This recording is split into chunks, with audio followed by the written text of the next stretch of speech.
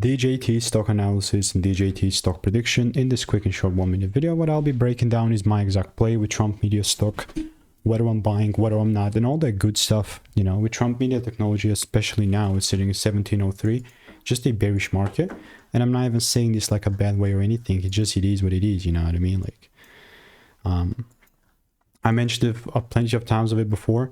The only thing that's going to really make this be like a bullish trend, at least now, I mean, maybe only if I start seeing some breaks above 18 bucks, I would consider it, but it's still a bearish range. And I'm not saying this like a long-term thing. It's just like current price action and market is just bearish.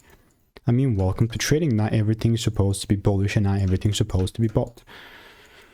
For me to really like, I mean, yeah, I would consider it above 1832, but I'll see if I see breaks about 2092 or so.